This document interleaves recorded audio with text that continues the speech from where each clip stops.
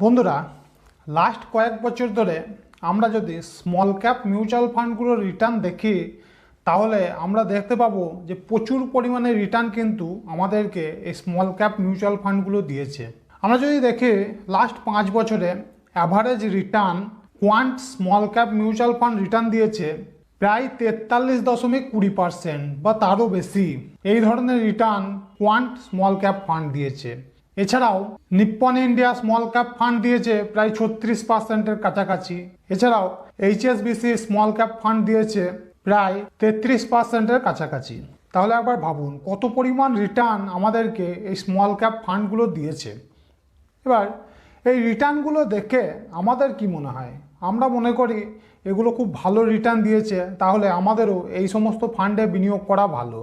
দেখুন দাদা, 30% বা তার বেশি রিটার্ন কিন্তু আপনি খুব সহজে কোথাও থেকে নিয়ে আসতে পারবেন না। সে আপনি যত ভালোই বিনিয়োগকারী হন না কেন, বছরে 30%-এর উপর রিটার্ন অ্যাভারেজ খুব কঠিন একটা ব্যাপার। আমি মোটামুটি ধরুন 5 বছর ধরে বিনিয়োগ করছি, আমি নিজে এখনও পর্যন্ত 30%-এর ধারে কাছে রিটার্ন নিয়ে আসতে পারিনি। কিন্তু এই স্মল ক্যাপ ফান্ডগুলো আমাদেরকে 30%-এর উপর রিটার্ন দিয়ে দিয়েছে।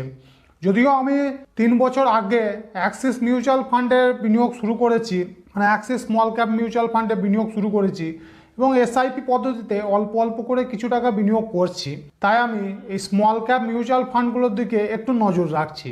এবার আমি এই রিটার্নগুলো দেখে একটা জিনিস বুঝতে পারছি যে সাধারণ মানুষ কিন্তু প্রচুর পরিমাণে এই স্মল ক্যাপ মিউচুয়াল ফান্ডগুলোতে বিনিয়োগ করছে এবং তারা বিনিয়োগ করছে তার একটাই কারণ, এই ফান্ডগুলোর লাস্ট কয়েক বছরের রিটার্ন।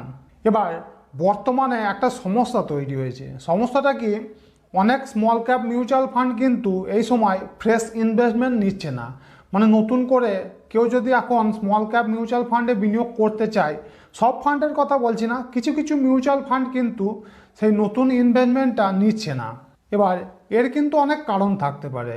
আমার ব্যক্তিগতভাবে মনে হয় এই সময় বেশিরভাগ মিউচুয়াল ফান্ড এইটাই ভাবছে যে বর্তমানে স্মল ক্যাপ স্টকগুলো বা শেয়ারগুলো এই মুহূর্তে অনেকটা ওভার ভ্যালুড।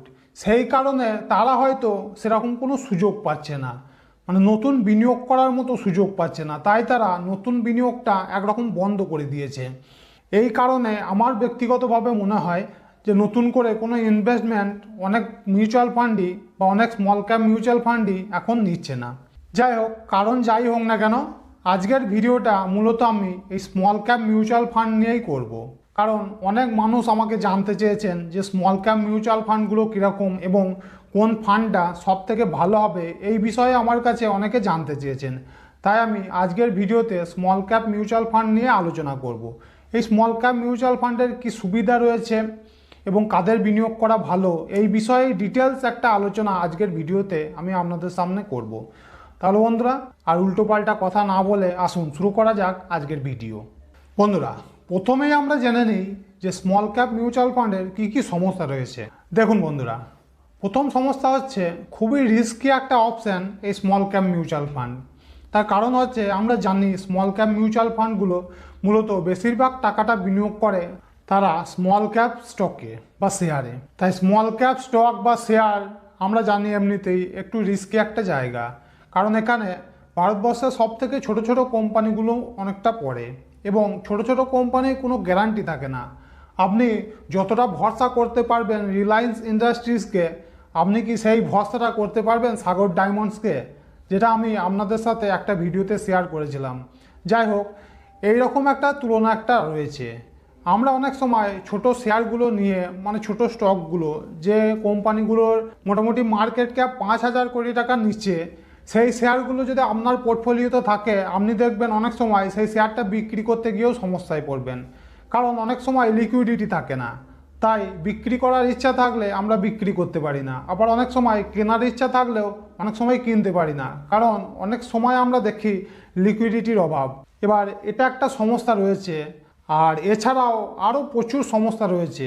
এই শেয়ারগুলোর দাম দেখবেন খুব তাড়াতাড়ি উপর নিচে করে, তাই অনেক সময় খুব অল্প সময়ের মধ্যে একটা শেয়ারের দাম অনেকটা নিচে নামতে পারে, আবার অনেকটা উপরে উঠতে পারে। তাই আমরা অনেক ভলেটাইল দেখতে পাই এই স্মল ক্যাপ স্টকগুলো। তাই এটার সাথে খুব বেশি রিস্ক জড়িয়ে রয়েছে। এছাড়াও আর একটা সমস্যা আমি দেখতে পাচ্ছি, কিছু কিছু স্মল ক্যাপ মিউচুয়াল ফান্ড রয়েছে যারা এই স্মল ক্যাপ মিউচুয়াল ফান্ড নামেই রয়েছে, এর সাথে তারা কিন্তু ফিউচার অ্যান্ড অপশান ট্রেডও করে। তাই এটা একটা প্রচুর রিস্কি একটা জায়গা।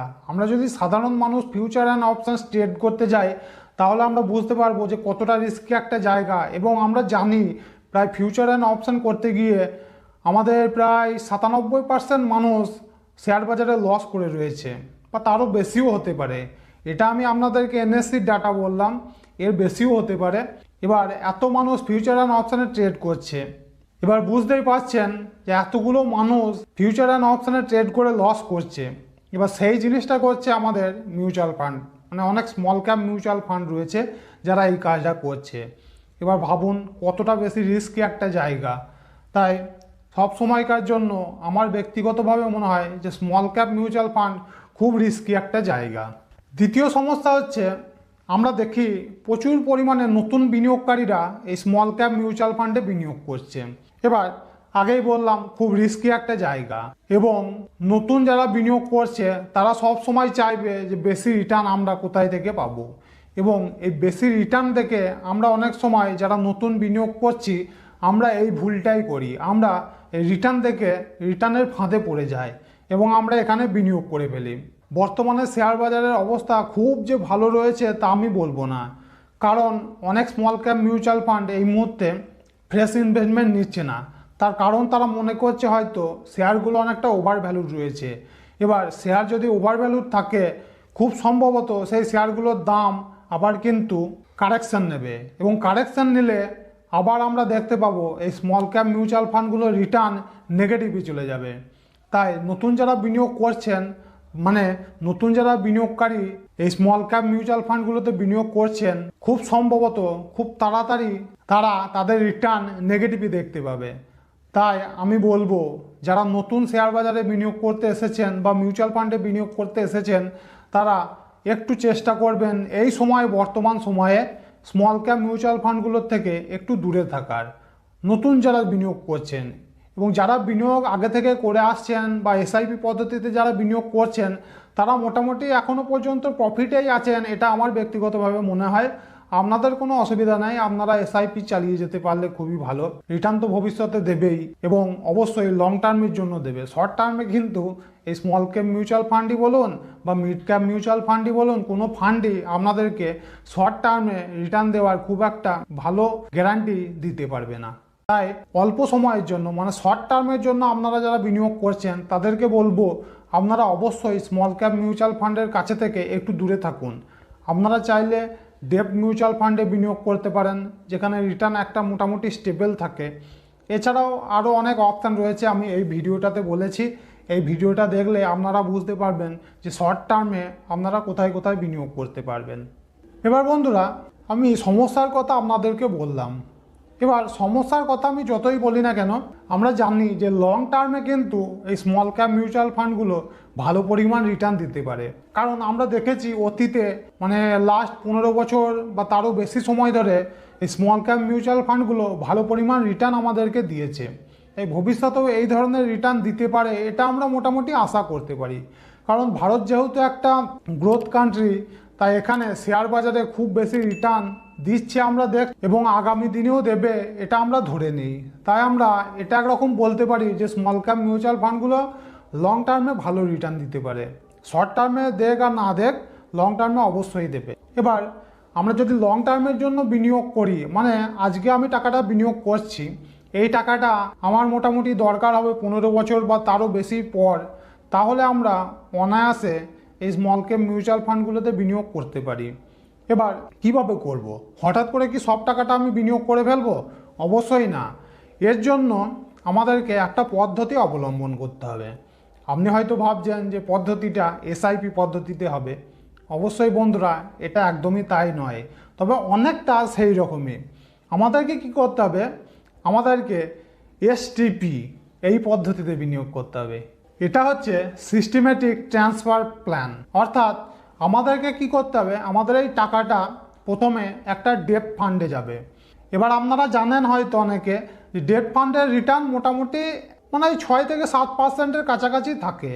কারণ ডেট ফান্ডগুলো কি করে, মূলত ডেট ইনস্ট্রুমেন্টগুলোতে বিনিয়োগ করে, অর্থাৎ কর্পোরেট বন্ড এবং গভর্নমেন্ট বন্ড এই ধরনের বন্ডে তারা বিনিয়োগ করে, যেখানে রিটার্ন মোটামুটি স্টেবল এবং এখানে লস হওয়ার সম্ভাবনা অনেক কম থাকে। তাই ডেট ফান্ডগুলোর রিটার্ন ওই 6 থেকে 7% মতো থাকে। আমাদেরকে কি করতে হবে, প্রথমে আমাদেরকে এই ডেট ফান্ডে বিনিয়োগ করতে হবে, যেটা আমরা এসটিপি পদ্ধতিতে করব। এরপর কি হয়, আমরা এসআইপি পদ্ধতিতে যদি বিনিয়োগ করি, আমাদের সেই টাকাটা মাসে মাসে আমাদের ব্যাংক অ্যাকাউন্ট থেকে সেই মিউচুয়াল ফান্ডে ডাইরেক্টলি বিনিয়োগ হয়ে যায়। এবার এসটিপি পদ্ধতিতে কি হয়, আমাদের টাকাটা প্রথমে ডেট মিউচুয়াল ফান্ডে যায় এবং ডেট মিউচুয়াল ফান্ড থেকে মাসে মাসে সেই টাকাটা আবার আমরা যে ফান্ডটাকে বাছাই করছি, মানে কোনো একটা স্মল ক্যাপ মিউচুয়াল ফান্ড, আমি তো যদি ধরে নিই এই মুহূর্তে quant small cap mutual fund আমি বাছাই করেছি, তাহলে আমার কি হবে, সেই টাকাটা ওই ডেট মিউচুয়াল ফান্ড থেকে মাসে মাসে এই কোয়ান্ট স্মল ক্যাপ মিউচুয়াল ফান্ডে ইনভেস্ট হবে এবং আমরা ভবিষ্যতের রিটার্নটা খুব ভালোভাবে পেতে পারবো এবং সঙ্গে ডেট মিউচুয়াল ফান্ডের রিটার্নটাও একসাথে পাচ্ছি। বন্ধুরা, আজকের এই ভিডিওতে আমি আপনাদের সামনে বাস্তব চিত্রটা এবং আমি আমার মতামতটা তুলে ধরলাম। ভিডিও যদি ভালো লাগে ভিডিওটা অবশ্যই যেন একটা লাইক করবেন, আর আপনাদের কোন মিউচুয়াল ফান্ড এই মুহূর্তে সব থেকে ভালো লাগছে বা কোনটা আপনাদের পছন্দ সেটা অবশ্যই আমাকে কমেন্টে জানাবেন।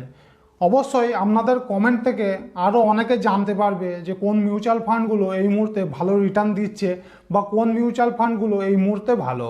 আর বন্ধুরা, মিউচুয়াল ফান্ড বাছাই করার সময় অবশ্যই একটা জিনিস লক্ষ্য রাখবেন, মিউচুয়াল ফান্ডের এক্সপেন্স রেশিও এবং মিউচুয়াল ফান্ডের লাস্ট 5 বছর বা 10 বছরের রিটার্ন এইগুলো তুলনা করার পর তবেই মিউচুয়াল ফান্ডে বিনিয়োগ করবেন। লাস্ট 1 বছর বা 3 বছরের রিটার্ন দেখে কখনোই মিউচুয়াল ফান্ডে বিনিয়োগ করবেন না। অবশ্যই লং টার্মে সেই মিউচুয়াল ফান্ড কতটা রিটার্ন দিয়েছে সেই বিষয়গুলো দেখবেন। এছাড়াও যেগুলো দেখার বিষয় হচ্ছে সেই মিউচুয়াল ফান্ডের ম্যানেজার কীরকম রয়েছে, বা সেই মিউচুয়াল ফান্ডের ম্যানেজার আর কোনো মিউচুয়াল ফান্ড সামলেছেন কিনা, বা সেই মিউচুয়াল ফান্ড মানে যে মিউচুয়াল ফান্ড তিনি সামলেছেন বা দায়িত্বে ছিলেন সেই মিউচুয়াল ফান্ড কীরকম রিটার্ন দিয়েছে সেই বিষয়গুলো দেখবেন। দেখুন দাদা, যতই আমাদের প্রচুর কষ্ট করে উপার্জন করা এই টাকা যার তার হাতে ছেড়ে দেওয়া উচিত নয়। আমাদেরকে অবশ্যই লক্ষ্য রাখতে হবে যে আমরা যে টাকাটা বিনিয়োগ করছি আমাদের বিনিয়োগের টাকাটা ঠিকঠাক লোকের হাতে পড়ছে কিনা, তাই না? তাই অবশ্যই মিউচুয়াল ফান্ডের ম্যানেজারের ভালো করে খুঁটিনাটি দেখতে হবে যে সে অন্য কোনো মিউচুয়াল ফান্ডে এর আগে ম্যানেজার ছিল কিনা, এবং সেই মিউচুয়াল ফান্ডের রিটার্নগুলো অবশ্যই দেখতে হবে। বন্ধুরা, এই বিষয়গুলো মোটামুটি দেখে আপনারা যে কোনো মিউচুয়াল ফান্ডে বিনিয়োগ করতে পারেন আপনাদের পছন্দের। আর এটা কিভাবে করবেন, অবশ্যই তার জন্য আপনারা কোনো ব্রোকারের হাত ধরতে পারেন। আমার ব্যক্তিগতভাবে গ্রোথে অ্যাকাউন্ট খোলা রয়েছে, আমি আমার এই ভিডিওর ডিসক্রিপশনের লিঙ্ক দিয়ে রেখেছি, আপনারা ক্লিক করে আপনারা গ্রোথে অ্যাকাউন্ট খুলে অনায়াসে মিউচুয়াল ফান্ডে বিনিয়োগ করতে পারেন। এছাড়াও মিউচুয়াল ফান্ডে বিনিয়োগ করার অনেক অপশান রয়েছে, অনেক অ্যাপ্লিকেশান রয়েছে, প্লে স্টোরে গেলে খুঁজে পাবেন। বন্ধুরা, যদি ভিডিওটা ভালো লাগে আবার একবার বলছি লাইক করবেন, আর অবশ্যই চ্যানেলে নতুন হলে সাবস্ক্রাইব করে আমার পরিবারে অংশগ্রহণ করবেন। তাহলে বন্ধুরা, আজকের মতো আমাকে এখানেই ছুটি দিন, আবার দেখা হবে পরবর্তী ভিডিওতে। নমস্কার।